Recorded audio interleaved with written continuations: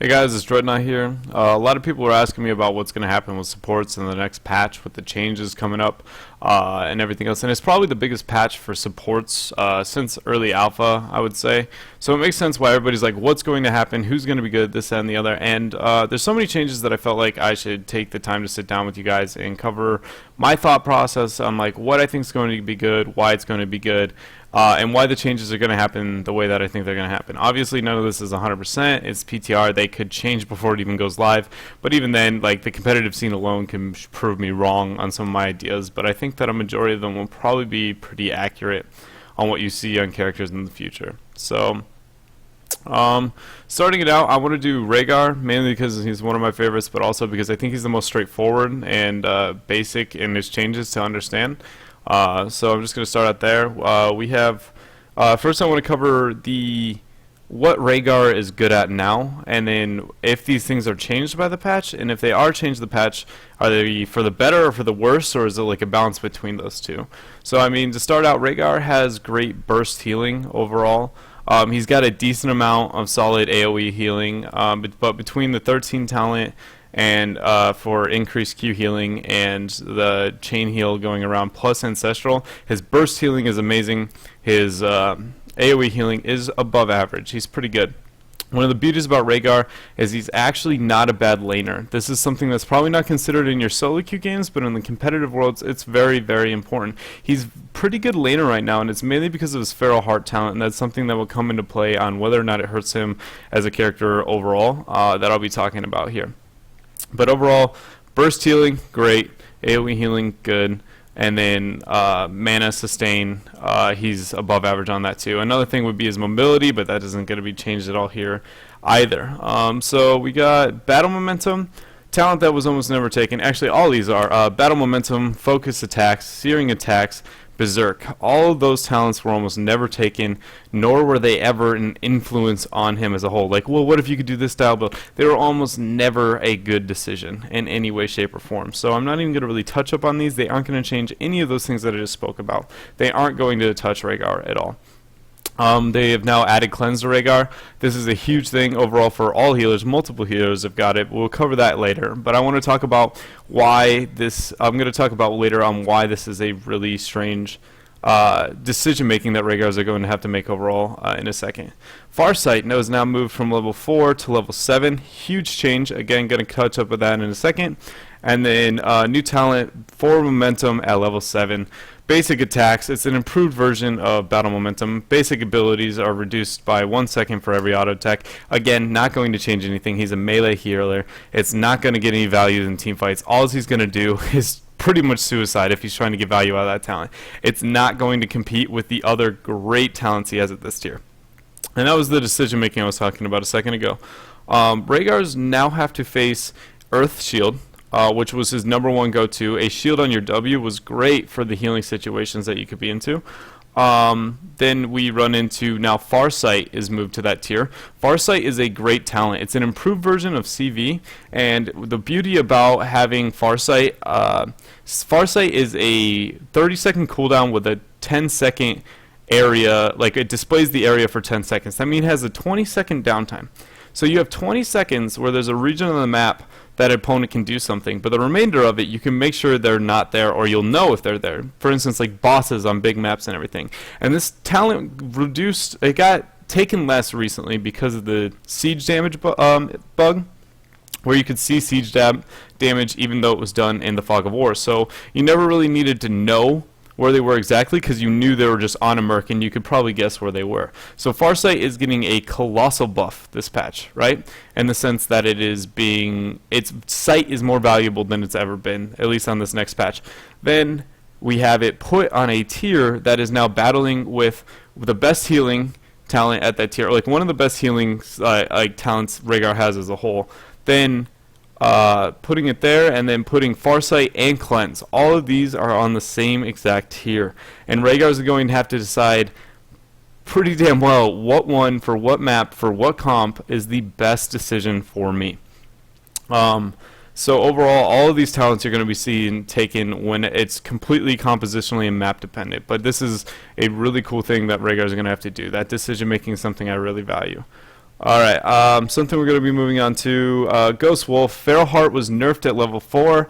We're going to talk about how that's going to hurt his laning phase. Laning phases are underestimated when it comes to the solo queue play, but in competitive they're a very huge thing. Being a melee, he has very little wave clear, and, well, he's got decent wave clear when nobody's around.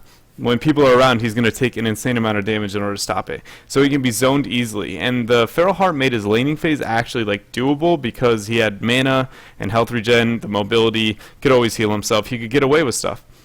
So this nerf might be enough to see you push away from him. Plus the level 1 talent, which was the mana reduction on your Q, and this made it so you had infinite mana almost the whole game. So that was a really strong advantage of playing Rhaegar. But it's now going to be, it's a decent hit, but it's not enough to like totally take away from him. But it is something to consider. His laning phase will be significantly weaker. And then the bonus right here is we've moved the level 7 Shadow Wolf talent down to level 4 and buffed it by 2 seconds. And this is the huge thing, because much like the 7 Sylvanas talent, it has moments in games where it can be absolutely game-changing, especially against characters with heavy amount of targeted CC, kind of like a Brightwing, or with like a Tyrael, things like that. Even good against like Murden, skill-shotted, Kerrigans, like any form of CC, it's really good because by being stealth, it makes it a lot harder to hit that CC on you. And as a Rhaegar, if your partner is like your teammate's way out there and they're about to die, and you're moving up to get the Ancestral, it's very often where somebody will polymorph you or they'll like stun you before you can get to them, get the Ancestral. That's no longer going to be the case with this talent. Whether or not I think it should be taken over Feral Heart the majority of the time, that I think is a compositional thing that you have to determine yourself, but it will be a talent that was almost never seen before, and I think you'll see it a lot in the near future. Chain Heal got a buff with 16 and getting Tidal Waves.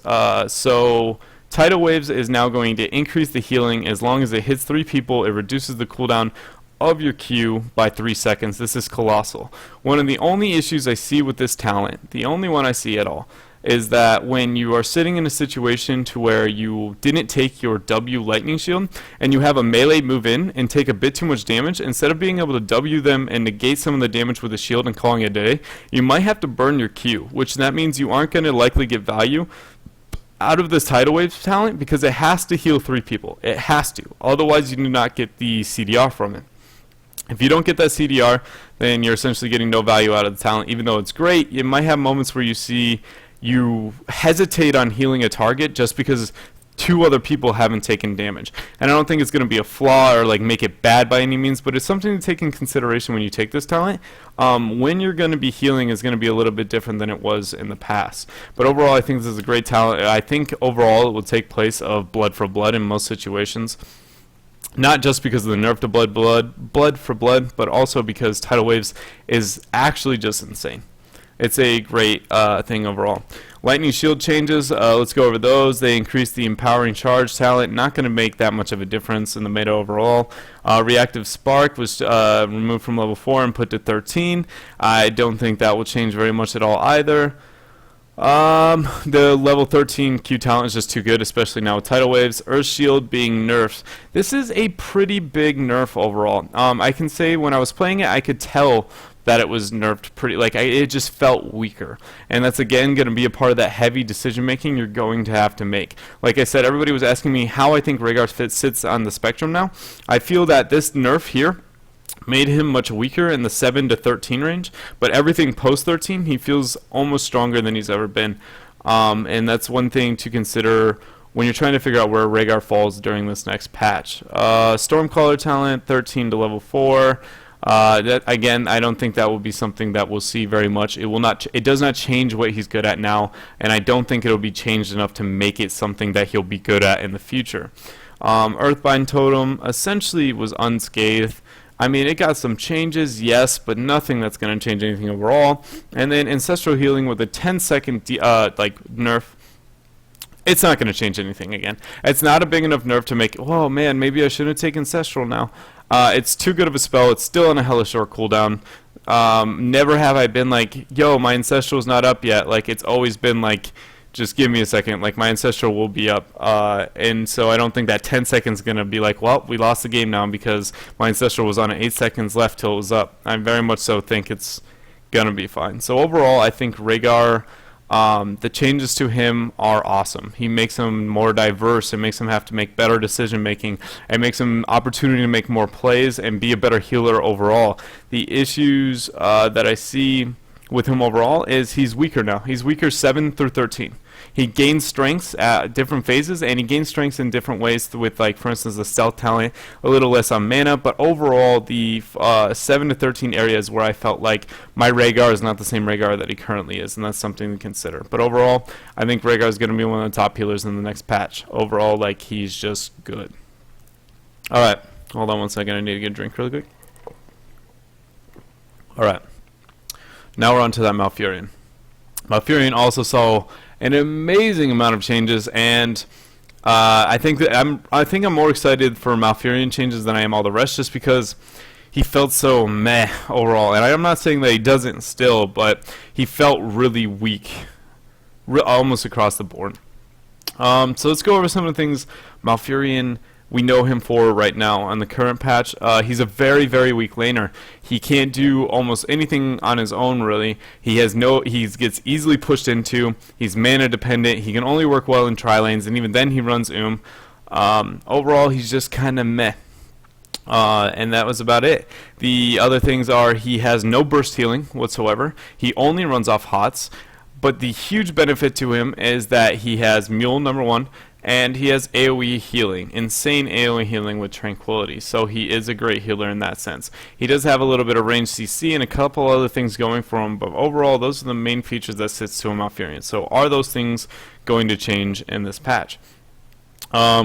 Let's go over some of the things that got nerfed or removed. Conjurer's Pursuit, not that big of a deal. Malf could use it and eventually become infinite mana later on, but you didn't really need it by any means. Scouting Drone was a heavily taken talent, and you're going to see later on everything in his kit got mana cost decreased, which means that's even less mana dependent, so it's like more meh, not that big of a deal.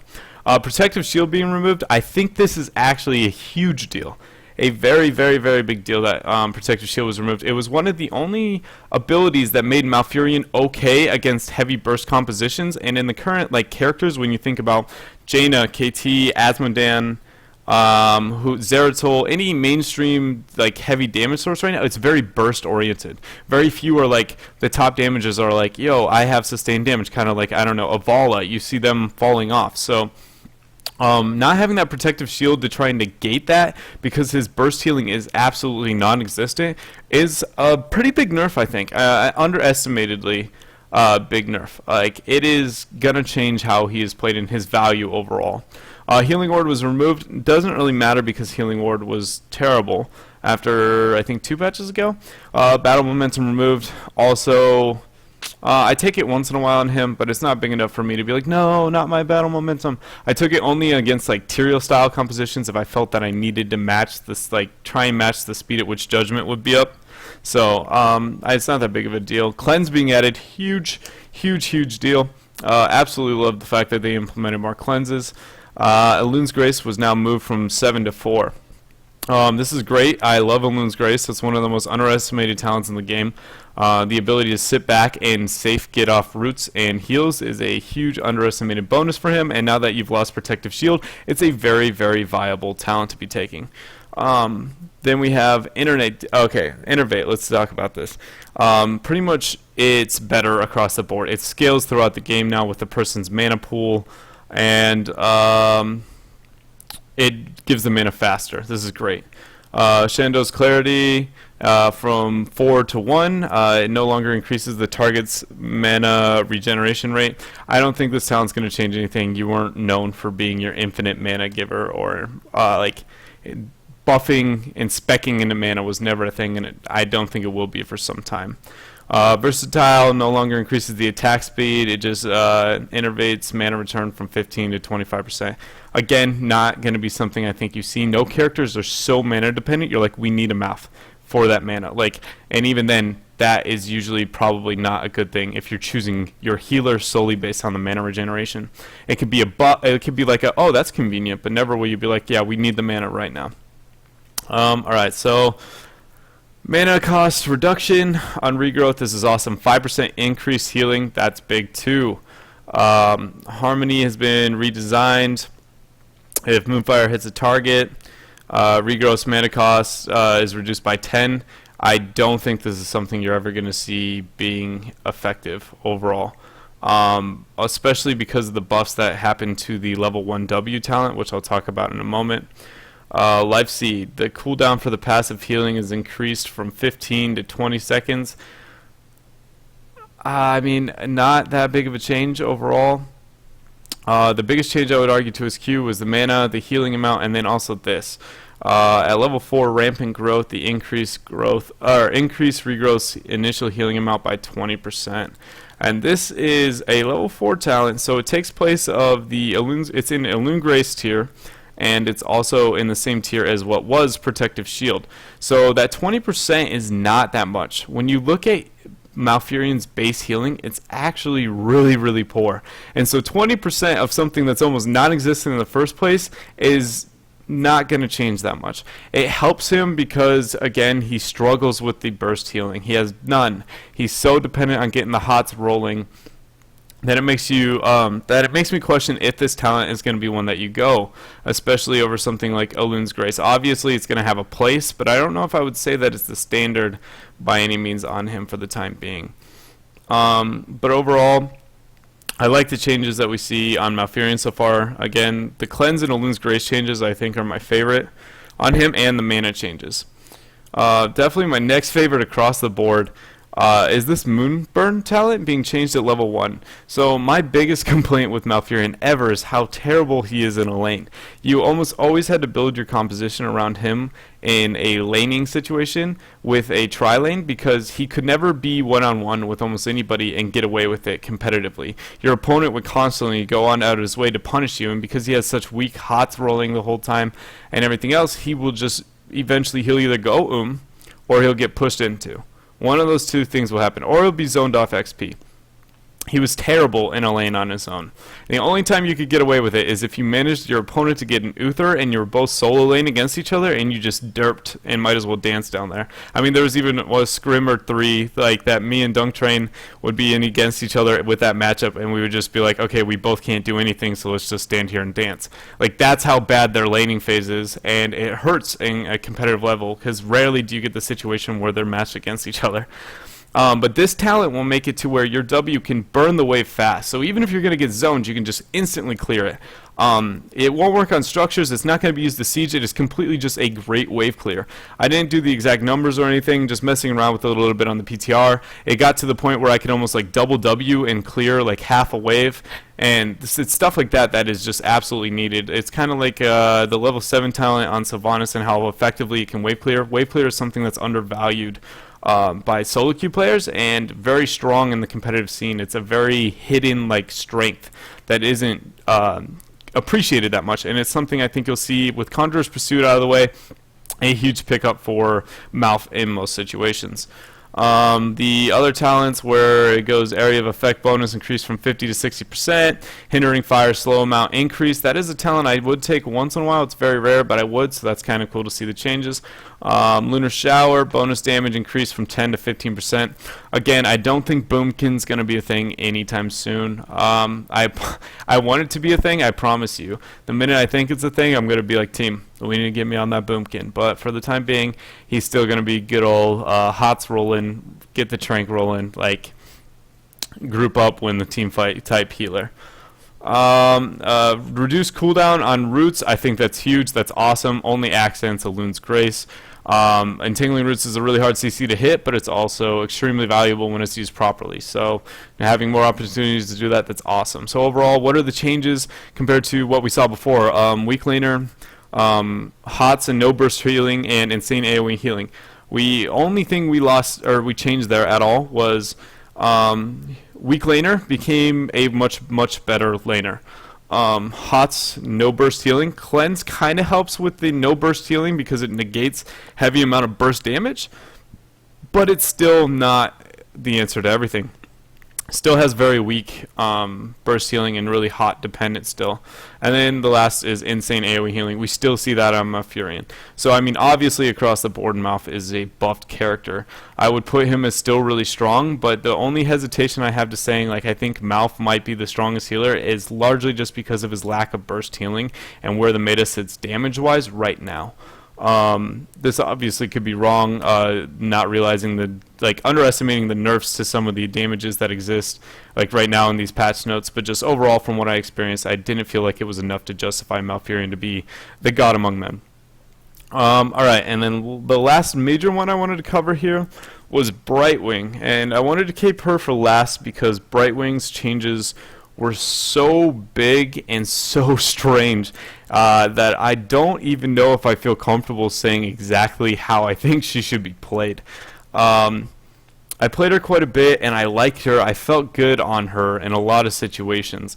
But at the same time, I was just like, if I was playing against better players right now, or against like a pro team right now, like would this be working the way that I am doing it right now? So I felt like I was over abusing stuff I could get away with in solo queue, but in competitive, I don't know if I will. But anyways, we'll still just cover the things that we noticed changing on her. Brightwing, the strengths of Brightwing have always been global mobility, number one.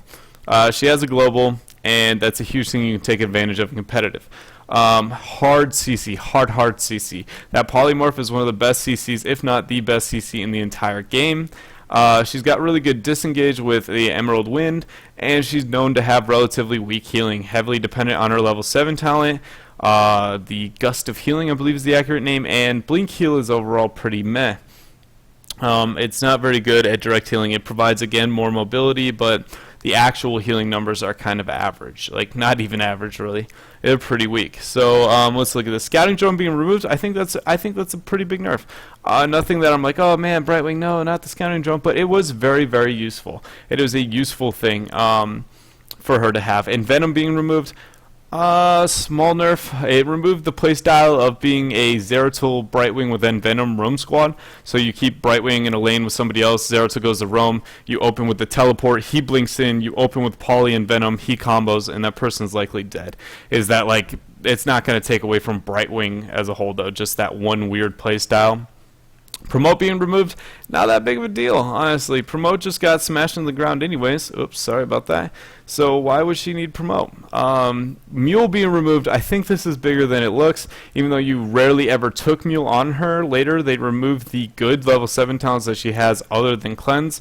So Mule would have been an option that you would have taken more often, and they're taking it away from her. So she doesn't even have the opportunity. I think that's an underestimated nerf there. They removed Sprint, I think that's healthy. It allowed for too good of positioning for godlike Emerald Winds, but overall, she's not losing that much. She's just losing just enough, I guess. Soothing Mist. So her passive Regenerative Rains got removed, and so did Gust of Healing. That was the core of her healing overall. Instead, they increased the level 1, you can get an increased range on your E. Not going to be that good of a talent. The range is not something you're too often worried about. And if you are, then you probably have poor positioning in the first place.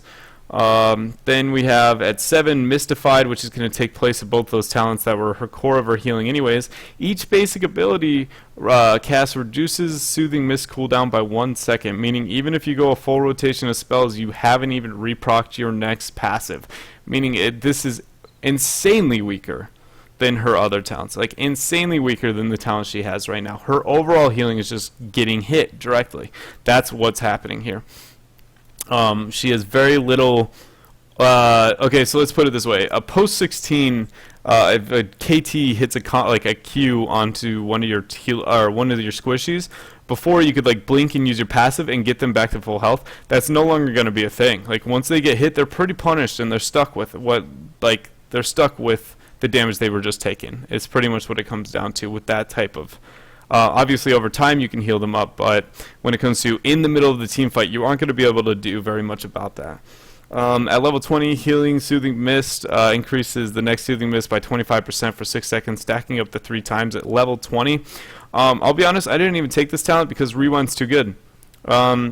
I think it's a cool talent. I don't think it's realistic because it takes too much time, and only if you were in like a really heavy siege style composition, like with Sergeant Hammer, where you're all sticking together and moving forward, which is completely unrealistic. But that's where I think that would gain. Like maybe I should take this over other talents, but Rewind is too powerful overall, and even the new changes the 20 we'll get to for Blink Heal are better than this talent, I think. It's just unrealistic to get that much value out of it. So shift. She got her phase shift. Talent phase shield was removed from 13 to 7. Is that good or bad? Now makes her question the ability to take cleanse, just like the other healers are now hitting at really hard questions at level 7. But the duration of the shield was increased from 3 to 7, or 3 to 20, sorry. This is huge. 20-second shield. That is awesome. That makes it far more realistic to get value out of this pretty heavily scaling shield. I believe it like in the upper levels it gets up to like 1200 or something. That's a lot of HP. The only issue with it I have with that talent right now is that unless it's used to directly initiate or pretty soon to initiation, you're not going to get any value out of the actual team fight on it past that. So like rarely in a team fight you're going to be like, oh, you're weak, let me shield you. Because like the argument is, well, you lost your healing at 7, but we're making up for it for a shield that scales very well on a single target. But if that target doesn't gain value out of that shield in the 20 seconds, then you're going to have to re-TP, and it's a long cast time. It's just unrealistic to like start a team fight, right? And you're like, oh man, this person's taking damage. My Rhaegar's about to die. In the past, you would blink heal, use your passive, and heal them up to full. But now you can't be like, hold on, let me channel this TP onto you and gain value out of it. It's just unrealistic. I don't think it's a good talent and it's got a lot of uses, yes, but she's not the same type of healer she once was with this talent. She's a predicting damage for the future and abusing mobility rather than a recovering from poor decisions of your team. And that's not a bad thing, but it's also not what most healers are doing right now. And I don't know if that's going to hinder her that much. I think she'll get away with it. I think she'll be fine. She brings so many other things to the table, she'll get away with it. But I think it also damages her healing overall. She's going to be a very weird healer now. It's still a really powerful talent, like I said, though. Scales pretty dang well. It's awesome. New talent at level 1. Every Soothing Mist reduces the cooldown of your phase shift by 2 seconds. Awesome. Mobility, more and more mobility early game is insane. A lot of cool plays I think you're going to see out of the competitive scene by abusing this talent, especially with the loss of some of our other valuable talents. This one's a really good, easy one to go. Peekaboo is the gaining, or it's pretty much a CV for 6 seconds. It's a weak CV compared to the other CVs, but it is on talent 4 rather than on 7. So she's the only character who can get CV and cleanse, in theory, right? But she has other talents, which we'll talk about later, that have gotten changed this tier, which might be more beneficial for her to take. Overall, I think Peekaboo is pretty neat. Then we need to talk about, well, she also lost Protective Shield too, which is why this is more likely a valuable talent to take. Range reduced on your Q. Honestly, let's be honest here, guys. Like, just the Q overall is a weak spell. It does a decent amount of damage when it's hit right, but it's so unreliable to say I'm going to get this damage off and this, that, and the other. That is like all of these talents of like, what if I spec in a Q, this and the other. I just don't think it's realistic. Inner damage was changed. It was buff. Outer damage was buffed. Inner damage, specking into it with arcane precision, sticky flare, everything was buffed across the board on this Q. But it's not worth it. It's almost never worth it. I can't see a situation yet where I think it's worth it. Never once have I been like, yo, what if we took like a Brightwing burst composition or something? It's just too unreliable to really say like, oh yeah, no, her Q is really awesome. So let's move on to well, I mean the 7 talent, sure. Like I said, other healers have to question more at 7. Let's see what she has. Reduce arcane flares, cooldown by 1 second for each enemy hit on the outer radius, 3 seconds for the inner. Like, come on, you're gonna give me that talent compared to like cleanse? I mean, I almost never would take that over a cleanse. But beyond the point, specking in the Q. Let's move on to the W. Polymorph. The reduction of the actual initial CC was done by 0.5 seconds, so instead of 2, it's 1.5 now. Huge nerf. Not the end of the world because there are some more changes, which we'll get to. Damage removed from the base ability, that's fine. You never used it for the damage anyways. It was just convenient. Now also slows the target's movement speed by 20%. Buff. Wham bam, thank you ma'am. One of the issues with it is when you did polymorph a target, they had the equal amount of mobility, so if your team wasn't there to hit another follow-up CC of some kind, they would just essentially walk away polymorphed, and you were like, ripperoni and pepperoni, I just used my biggest cooldown on that target, and we got nothing out of it. So that's a big buff. It'll help your team capitalize on your smart polymorphs. Unstable anomaly, we have when the polymorph ends, it deals damage, low amount of damage. I don't think it's enough to ever take. It's a level 4 talent though, which we already have some pretty questionable level 4 talents. So I mean, hey, who knows? It could be something we see played. The best one of these is at 16 greater polymorph is now, the polymorph duration is increased by 1 second, meaning you have 2.5 seconds on your initial polymorph. This is awesome. Granted, this is the talent where you normally took Critterize, which is 25% bonus damage, so now you're going to have to sit in a situation where you ask yourself, is this CC worth more than the 25% damage? I'm going to argue in most situations it probably is, especially without coordination and solo queue and stuff. Competitively it might change a bit. For solo queue though, just pure CC is something that is absolutely cancer to deal with, so having that I think is a buff overall. And then we have Pixie Dust, your E. Anti-magic powder was removed. That's fine, you never spec'd into it anyways. Shield Dust has been redesigned, moved from level 1 to 13. Reduces ability damage by 50%. That's kind of cool. It's like an activatable spell shield, really beneficial. You can also get the 16 talent, which it shows right there. Bouncy Dust, where you actually hit 2 people with it, so that's neat. You can get double spell shield. The mobility on 2 targets as well. A level 4, Soothing Mist heals an ally that is affected by Pixie Dust. That ally is healed for an additional 30 plus 10 per level. That is really low scaling healing. Your 7 got nerfed for healing. Your 4 is weak on healing too. I don't think it's enough to really make up for it. You're going to have to ask yourself questions about how much healing my team needs when picking her, and really be realizing your utility is one of your core things when you pick Brightwing here. Like I said though, I don't know if that would be the best talent at the tier yet. The reason I chose Brightwing last is because I don't think I know an absolute rule overall. Like I think she's going to be a great healer. She definitely will be good across the board. I think she'll just be good for way different reasons than she's good now. Obviously the CC will remain the same, but the healing style and how she's played with this mobility changes and the shield changes are all going to make her a different character than she was. And then we have at level 20, we have the blink. You can now blink to another target within 2 seconds without consuming a charge. This is awesome because one of the issues with blink heal is you can't ever heal melee targets very well because you'll get CC'd and killed instantly. Without burning ice block, like, you will be dead. If you burn ice block, you're still risking a lot. So it helps you just go like in out, in out. But even then, again, you run into the situation where it's probably not worth it comparatively to rewind, especially with the new 16 talent. That's 5 seconds of lockdown on one person. So overall, I think Brightwing might destroy solo queue. Overall, I think she's gonna be really hard to deal with solo queue wise. She's kind of like the Illidan of healers, I think, on this next patch. Just from that polymorph alone, you're gonna have a lot of people having a hard time dealing with it. But at the same time, her healing is substantially weaker, to the point where if your team makes mistakes and you aren't the guys aggressing, you might not want her on your team. So it's just something to think about. Again, like I said, she's one that I don't know exactly where she falls yet. But I think all these characters, these 3 that I listed, are going to be the top healers of the next patch across the board. I don't think any of them are going to be weak by any means. Some smaller changes that we could probably go over. Lily, Kung Fu Hustle, nerfed. I mean, it's a nerf, who cares? Like, Lily, you're almost already useless, so let's just make you absolutely useless.